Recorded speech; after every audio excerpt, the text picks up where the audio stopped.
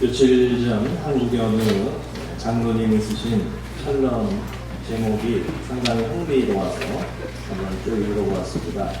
제목이 뭐냐면요, 술 안 먹고 싸우는 신자, 술 마시며 화해하는 비신자, 그런 제목이에요. 내용인즉슨 안 믿는 사람들은요 화통하대요. 대포한다 하면서 엠마 불안나 이렇게 하면서, 저 그런 거 안 해봤지만 그렇게 하면서 그냥 대포한 다음에 그냥 화통하게 딱 풀어버리고 화해를 하는데, 믿는 사람들은 경건하다고 하면서 비신자보다 상당히 더 옹졸한 면이 많다, 그런 내용입니다.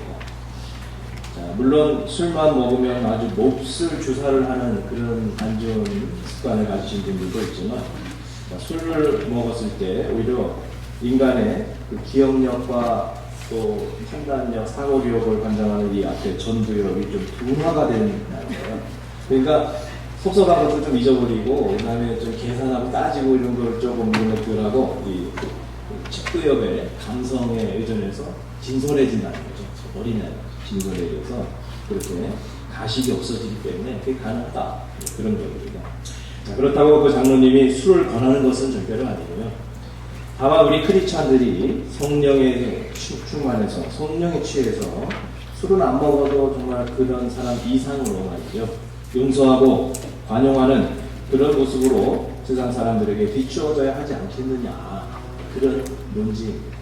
여러분, 다른 사람에 대해서 너무 따지고 섭섭한 게 너무 오랫동안에 그냥 기억에 남고 그러신 분은 이 전두엽을 안수를 좀 하시기 바랍니다. 전두엽이 둔해지고 이쪽에 감성이 좀 더 이렇게 빼되게 하여 주시옵소서. 한번 기도를 한번, 자기 안수기도 한번 해보세요. 자, 바나 리서치라고 하는 기독교 관련된 설문조사를 하는 기관이 있습니다. 거기서 얼마 전에 밀레니엄 세대, 그러니까 지금으로 한 20대 청년들이죠. 그 사람들을 대상으로 한 조사를 했는데 성경에 대한 그들의 생각을 물어봤습니다. 그런데 의외로, 그리고 좀 놀랐습니다. 의외로 성경에 대해서 긍정적인 생각을 많이 가지고 있었던 거예요. 그래서 지난 몇 년간 성경을 읽는 시간이 늘었느냐고 했을 때 11%의 청년들이 성경을 더 읽는다는 사람이 늘어난 겁니다. 우리가 생각할 때는 요즘 애들은, 젊은 애들은 기독교 성경 이런 거 완전히 다 무시해요. 물론 이제 한국하고 미국하고 조금 틀리긴 합니다. 그게 아니라는 거예요.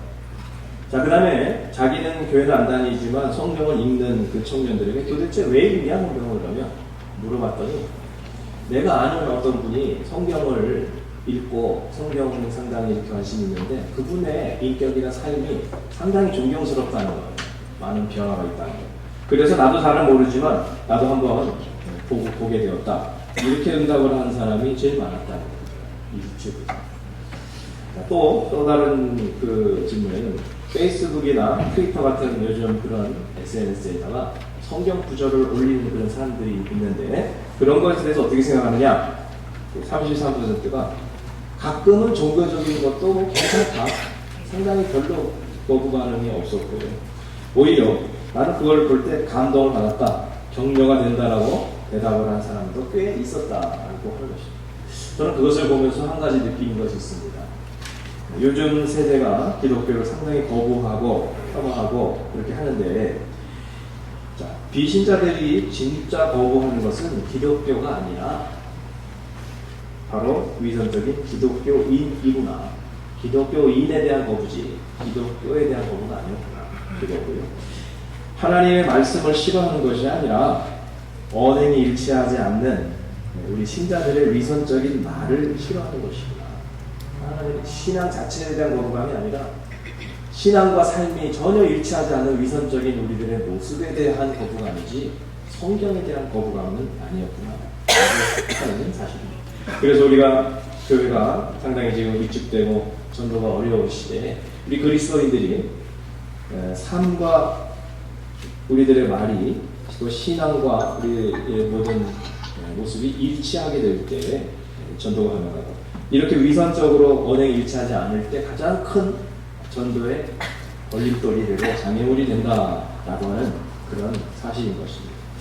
자, 그동안 우리 골로새서 말씀을 13번째 이렇게 계속 나누고 있는데, 연속적으로 그 말씀을 이렇게 계속 하는 것의 장점이 뭐냐면요. 전체적인 흐름을 알게 되는 거죠. 여러분 연속곡 보실 때 연속곡 갑자기 7회부터 딱 보면은 돼요, 안 돼요? 1회부터 가야죠. 그래서 중간에 못 봤으면 빌려서 중간에 다 보고 그래야 넘어가야지 이게 스토리가 되지.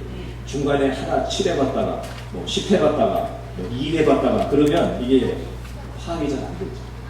자, 오늘 골로새 말씀 한번 잠깐 정리를 해드리겠습니다. 1장에서는 그리스도 안에서의 신앙에 대한 그런 말씀이 있어요. 그리스도 안에, in Christ, 그리스도 안에서. 그 다음에 2장에 가면은 그리스도 밖에서의 좀 이상한 신앙관 이런 것들을 말씀을 드렸고요. 3장으로 가면은 그리스도 안에 있는 이 신앙인들의 어떤 내면 세계 그리고 그런 성령의 열매로 인한 인간관계의 어떤 원만한 인간관계 회복 그런 것이 3장에 나오고요. 자, 4장에 들어오면 뭐냐면 그리스도 안에 있는 신앙인들의 실질적인 그 생활 삶의 모습이 어떠해야 되는지 이렇게 아주 뭔가 좀 일관성이 있다는 겁니다. 말씀이 서로 연관이 이렇게 있다는 거죠. 자, 그래서 우리가 말씀을 듣고 그냥 끝나는 것이 아니라 정말 그 말씀대로 살아보려고 그동안 조금 나름대로는 애를 썼습니다. 그래서 설교 시작할 때 막 숙제검사도 했죠. 지난주 말씀이 이거였는데 그대로 사셨습니까? 뭐 이렇게 도전도 하고 그랬습니다. 그동안 여러분 우리의 신앙이 정말 그리스도 안에 있는 진실한 신앙인이 되려고 여러분 그렇게 노력을 하셨을 줄로 믿습니다. 잘하셨습니다. 또 그동안 신앙인다운 내면 세계를 통해서 예수님의 성품을 배우고 성령의 열매가 좀 맺어지는 그러한 우리 내면 세계가 되기 위해서 여러분 애를 쓰셨다면 참으로 잘하셨습니다. 자, 그 다음에 이렇게 변화된 나의 어떤 성품을 근거로 해가지고 인간관계가 전부 다 원만해졌다면 그러면 하나님이 여러분의 노력을 칭찬하실 것입니다. 그 다음에가 무엇입니까? 원만한 인간관계를 통해가지고 뭘 하자는 거예요? 결국은 전도의 열매를 맺고 하나님 앞에 영광을 돌리자. 그겁니다. 자, 여러분, 여러분의 인간관계는 어떠세요? 상당히 좀 뭐가 나 있는 인간관계입니까? 아니면 상당히 나는 원만하다. 원만한지 아닌지가 어떻게 하냐면요. 자기 그 적이 많으면 원만한 게 아니에요. 자, 그런데 과연 우리가 원만한 인간관계를 통해서 나하고 성격이 맞고 취향이 맞고 신앙이 맞는 사람끼리만 원만하게 지내는 그것이 아니라요. 오히려 신앙도 나랑 다르고 가치관도 나랑 다르고 성격도 전혀 나랑 맞지 않고 그런 사람까지도 내가 이렇게 품고 또 이렇게 서로 같이 잘 지낼 수 있는 것이 그게 뭐라고요? 신령입니다. 신령. 그게 영성입니다. 자, 그렇게 될 때 바로 전도의 문을 우리가 활짝 열 수가 있고 또 교회가 이제 사회에서 지탄받고 욕먹는 교회가 아니라 뭔가 사람들에게 존경받는 교회가 다시 될 수가 있다라고 하는 것입니다. 자, 그렇게 되기 위해서 오늘 바울이 말씀하고 있는 몇 가지 한번 보겠습니다. 2절에서 뭐라고 말씀하고 있냐면 기도를 계속하고 기도에 감사함으로 깨어있으라. 기도를 계속하라. 이건 뭡니까? 기도를 조금 하고 마는 것이 아니라 지속적으로 기도하는 거죠. 한 가지 그 문제를 놓고 여러분 어떤 분은 정말 수십 년을 기도해가지고 그래서 나중에 응답을 받은 그런 일들도 많습니다. 지난주 월요일 목회자 세미나가 지역에서 있었습니다. 한국의 나들목교회라고 김형복 목사님이 특강을 했는데요. 그 교회는 서울 동대문구 신설동에 대광고등학교라고 아세요? 대광고등학교 강당을 빌려서 주일 예배를 드리고 자기 건물이 없어요. 그 교인이 1000명이 넘지만 강당을 빌려서 예배를 드리고 약간 우리하고는 다른 시스템이지만 이분도 나름대로의 독자적인 가정교회를 하시는 거예요. 그래가지고 1년에 40명 내지 50명을 전도해서 교회 안 다니는 사람 전도해서 세례지고 영혼을 구원하는 그런 일을 하시더라고요. 근데 참 우리는 다르지만 참 귀하다 이런 생각을 했습니다. 근데 그분이 PhD이신데 하시는 그 말씀 중에 한 가지를 소개하면 이거예요. 뭐냐면 과거의 20세기에는요 말로 전도가 잘 됐대요. 길거리 지나가다가도 생명부지 사람한테도 말 걸어가지고 전도지 주고 사용리 설명해주고 브릿지나 전도 폭발이나 이런 거 해가지고 이렇게 설명하면 웬만큼 뭐 받아들인 사람들이 꽤 있었다는 거. 그런데 21세기 포스트 받은 세대, 밀레니엄 세대들은요, 그렇게 인격적 교감이나 서로 간의 어떤 관계가 맺어지지 않은 상태에서는 마음을 잘 열지 않는다. 그래서 내가 저 사람이 누군 줄 알고 이렇게 그 얘기를 들어 별로 이게 잘 안 된다는 거예요. 그래서 지금은 인격적 만남과 교감을 통해서 내가 신뢰할 수 있는 사람을 통해서 이 전도가 가능한 시대가 됐다. 그러니까 관계전도, 무슨 어떤 전도 행사나 뭐 그런 것보다는 그냥 평상시 삶에서 늘 관계로 맺으면서 전도하는 것이 필요하다. 그 얘기를 쭉 들으면서 제가 느낀 거는 뭐 거의 우리가 하려고 하는 그 추구하는 것하고 거의 같구나, 그런 생각을 했습니다. 자, 그래서 여러분, 만남의 복을 달라고 우리는 꾸준하게 기도를 해야 됩니다. 한 사람을 전도하고 인도하기 위해서 수십 년을 기도한 사람도 있습니다. 그 다음에 전도뿐만 아니라 우리들의 인간관계 속에서 누구를 만나느냐 하는 것이 여러분 상당히 인생의 정말 중요한 거잖아요. 내가 여러분 어떤 배우자를 만나느냐, 어떤 부모님 만나느냐, 어떤 친구를 만나느냐, 어떤 선생님을 만나느냐, 어떤 교회를 만나느냐, 굉장히 중요한 거죠. 여러분 중에서 지금 옆에 계신 분 잘 만나가지고 지금 여기까지 오신 분들 상당히 많으십니다. 별로 동의하지 않으시는 얼굴 표정이십니다. 또 어떤 분들은 후회하세요. 그때 내가 첫 번째 선봤던 미스터 김하고 해야 되는데 잘못했어. 이미 나와가지고 이 고생이야. 뭐 그러신 분도 있겠죠. 처음 이미 나가지고 내가 그때 그냥 세탁소 해야 되는데 그냥 식당을 했어. 이러면서 말이죠. 후회하시는 분도 있습니다. 자, 그런데 이 만남의 복을 위해 우리는 꾸준히 기도를 해야 됩니다. 지난주 새벽 예배 때 그 아브라함의 가정에서의 말씀을 계속 묵상하면서 주시는 기도 제목이 그거예요. 자녀들을 위해서 기도를 계속했습니다. 특히 자녀들의 배우자를 놓고 기도를 계속했어요. 뭐 이미 출발하신 자녀들이 할 수 없지만, 자, 자녀들의 배우자가 상당히 중요합니다. 믿음이 약한 아이들은요, 누구를 만나느냐에 따라서 신앙생활을 할 수도 있고 불신자가 될 수도 있고 그렇거든요. 그래서 자녀들을 위해서 기도하는데, 아주 결혼 정년기가 된 자녀들만을 위해서 기도하는 게 아니에요. 어릴 때부터 기도를 하는 거예요. 여기 우리 교회 영아부 아이들 있죠? 그런 조그만 베이비들부터 벌써 주여 믿음 조금 좀 주시옵소서. 벌써부터 이렇게 부모가 말이죠, 기도를 하는 게 이상해 보이잖아요. 그게 아니에요. 그래서 뭐 정말 20년 이상 의 기도를 만남의 복을 위해서 기도를 하셔서 정말 좋은 사람들을 많이 만나게 해달라고 계속적인 기도, 이게 2절에서 지금 말씀하고 있습니다.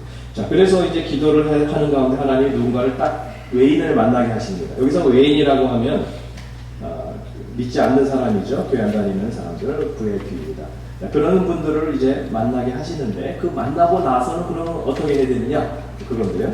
자, 5절에 보니까 뭐라고 말씀하고 있습니까? 지혜로 행하여 세월을 아끼라.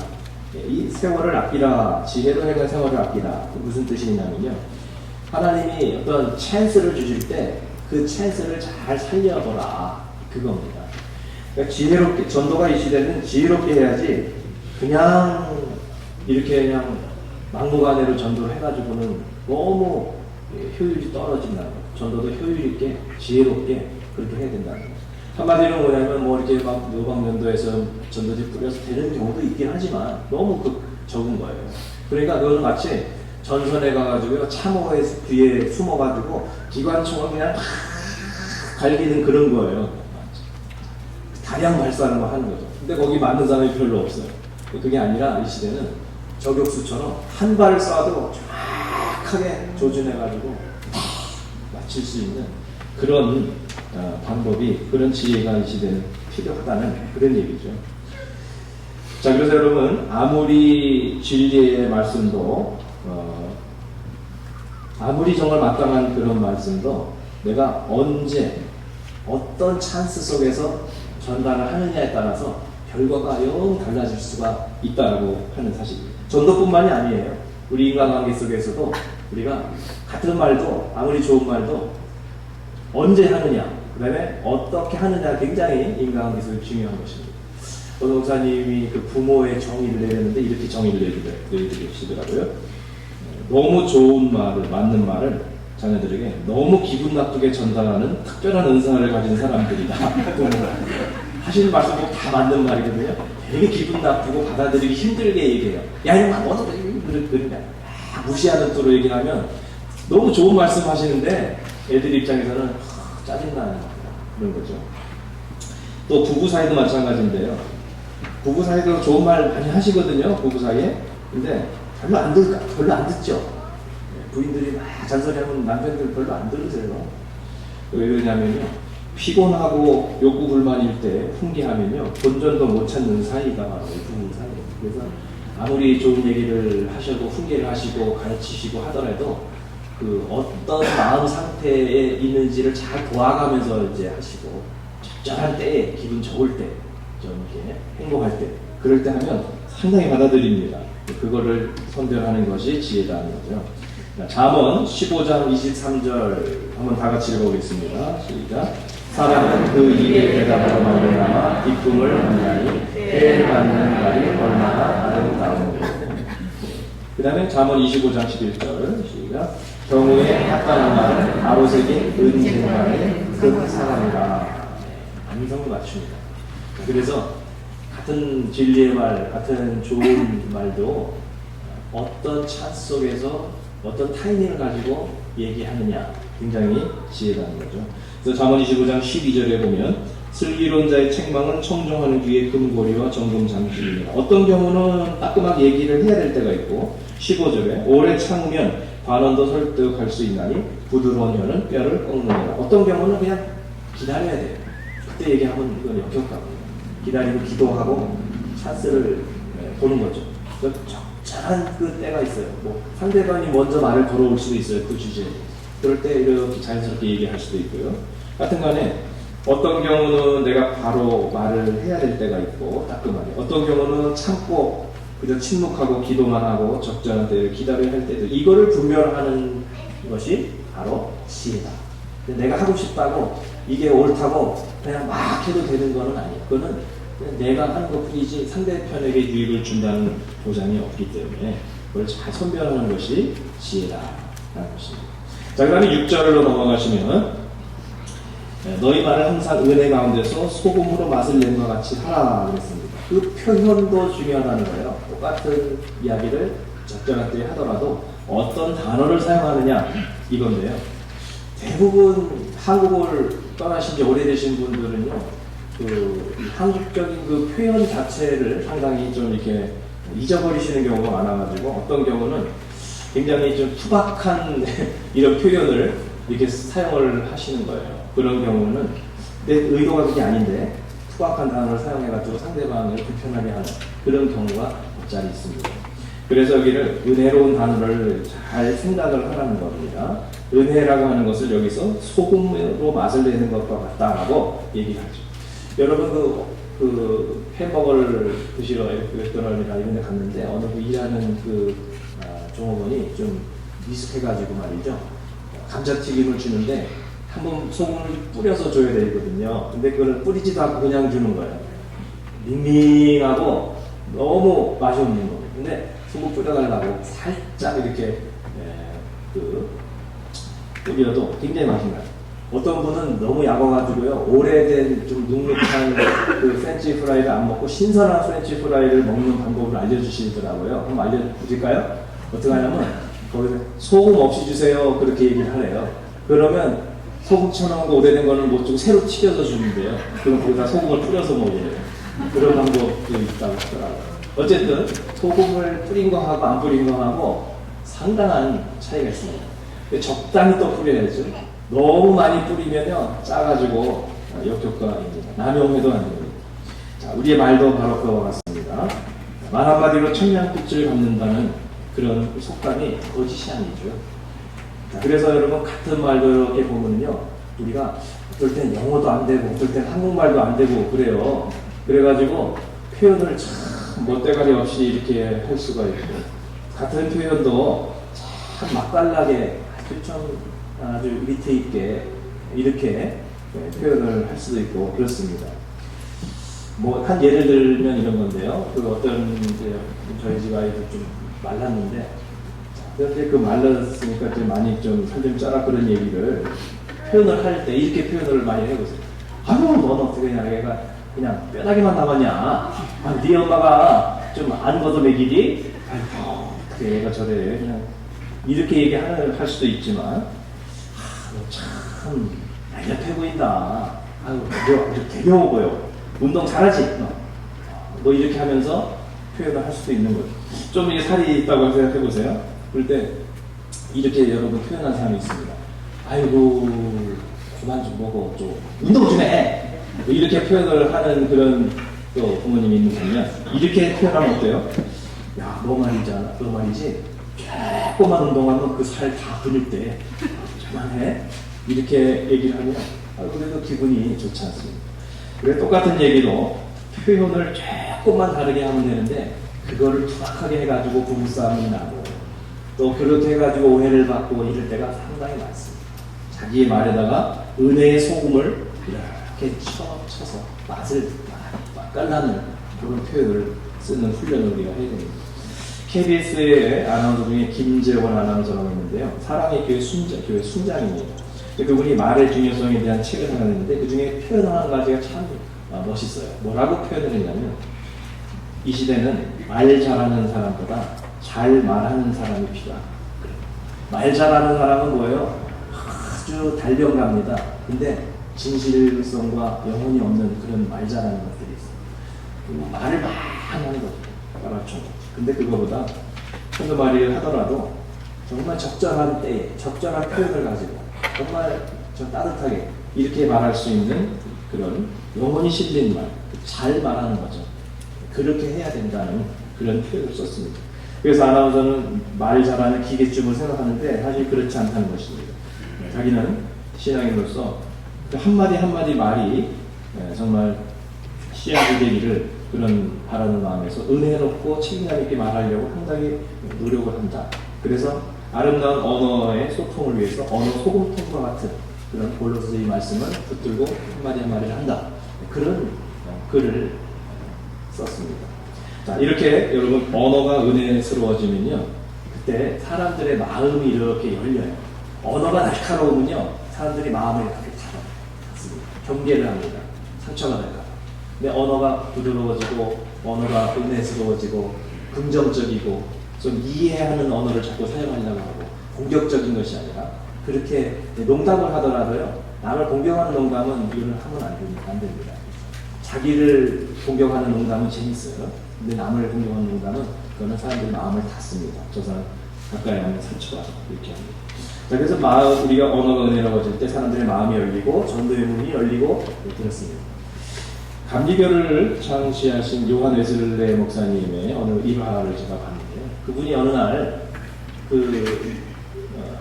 어떤 잘 사는 어떤 여자 집사님에게 식사 초대를 받았습니다. 그래서 이제 교회 남자분들 여러 명을 함께 식사하러 갔습니다. 근데 그 집에는 교회는 나오지 않지만 미인으로 현웅왕처 같은 이런 아주 딸이 한 명 있었습니다. 교회는 나오지 않지만 굉장히 소문난 이런 미인입니다. 그래서 그 딸이 이제 손님이 오신다니까 손님들 식탁에 썰림을 이렇게 하고 도와주고 어머니를 도와주고 그랬습니다. 아주 말끔하게 차려입고 어머니가 또 반지를 끼워주고 해가지고 너무 아름답게 하고 이게 손님을 맞이하고 있습니다. 근데 그날 같이 식사 초대를 받은 어느 성도 중에 한 사람이 상당히 그 가정을 싫어하는 사람이에요. 시기하는 사람입니다. 그래서 못마땅한 표정을 가지고 이렇게 있다가 요한 웨슬레 목사님의 설교를 들을 때 항상 죄에 대한 이런 얘기가 나오니까 상당히 좀 죄책감이 생겨서 거부가 반응을 가지고 있었습니다. 그래서 내가 언젠가 한번 웨슬레 목사는 망신을 한번 줘야지. 이 생각을 하고 이제 그런 좋지 않은 꼬인 마음을 가지고서 이제 그날 온 겁니다. 이렇게 보니까 그 지사님 딸이 보니까 반지를 꼈는데 상당히 이게 저걸 가지고 공격을 해야 되겠구나. 웨슬레 목사님은 감리교회는 항상 검소하고 사치하면 죄악이다 이렇게 설교를 했었어. 맞아. 저걸 가지고 한번 좀 공경에 처하게 꼬투리를 잡아보자. 그러고서 그 딸이 이제 정성껏 순수한 마음을 가지고 이렇게 음식을 나누고 있는데 갑자기 그분이 그 딸의 손을 탁 잡더니 탁 올리면서 이게 감리교인의 손입니까? 이렇게 시비를 걸더랍니다. 굉장히 분위기가 아주 그냥 어색해지고 그 집사님과 딸이 얼굴이 훈단무가 돼가지고 어쩔 줄 몰라 하는 그런 상황에서 웨슬레 목사님이 이렇게 이야기를 했다는 겁니다. 나는 아름다운 손을 많이 보았지만 저렇게 봉사하는 그런 아름다운 손은 아직까지 본 적이 없습니다. 이렇게 은혜스럽게 소금을 친 그런 은혜스러운 말로서 이렇게 대답을 해줬습니다. 그래서 이제 상황이 지났는데 놀라운 것은 그동안 교회를 안 다니고 있던 그 청년이 그날 저녁에 감화를 받고 교회를 그날부터 나오기 시작했다라는 그런 일화가 전해져 옵니다. 그 말 한마디에 한 영혼이 이렇게 마음이 열릴 수가 있구나. 따뜻하고 긍정적인 말. 이런 것들을 우리가 사용해야 되겠구나라는 것을 배우게 됩니다. 자, 그러면 우리의 언어가 어떻게 은혜로워질 수가 있을까? 말이 은혜로워야 말도 은혜로운 것 같아요. 예수님은 속에 있는 것이 겉으로 입으로 입으로 나온다고 했습니다. 이 마음에 감사가 있으면 감사의 말이 나오는 거예요. 이 안에 은혜가 있으면 은혜의 말이 나오는 거예요. 이 안에 막 짜증과 분노가 있으면 불평하는 말이 나올 수밖에 없는 거고 그런 것 같습니다. 우리가 어떤 말을 하느냐, 그거는 내 마음을 다른 사람들에게 보여주는 거예요. 이렇게 보여주고. 자, 그래서 오늘 본문과 아주 유사한 구절인 에베소서 5장 15절 18절을 보면 결국은 마음의 성령 충만이 은혜가 충만해야 된다는 것을 깨닫게 되는 것입니다. 한번 다 같이 읽어보겠습니다. 시작. 그런즉 너희가 어떻게 행할지를 자세히 주의하여 지혜 없는 자같이 하지 말고 오직 지혜 있는 자같이 하여 세월을 아끼라. 때가 악하니라. 그러므로 어리석은 자가 되지 말고 오직 주의 뜻이 무엇인가 이해하라. 술 취하지 말라. 이는 방탕한 것이니 오직 성령으로 충만함을 받으라. 아멘. 우리 마음에 은혜가 충만하면 말도 은혜스러워질 것이고 말이 은혜스러워지면 사람들의 마음이 열리게 될 것이고 마음이 열리면 전도의 문도 이 사회 속에서 열려질 것이다라는 이 말씀을 여러분 간직하시기 바랍니다. 이 시간 다 같이 기도하실 때에 하나님 제 마음 속에 먼저 은혜의 이런 하나님의 성령의 충만함이 있게 하시고 내 입술에 은혜의 소금을 쳐서 정말 다른 사람들에게 감동을 주는 그런 입술이 되게 하여 주옵소서. 그리고 나를 통하여 정말 많은 영혼들이 그 전도의 문을 통하여 들어 주님께 나올 수 있게 주여 사용하여 주시옵소서. 다 같이 통성으로 기도하겠습니다. 하나님 아버지 감사합니다.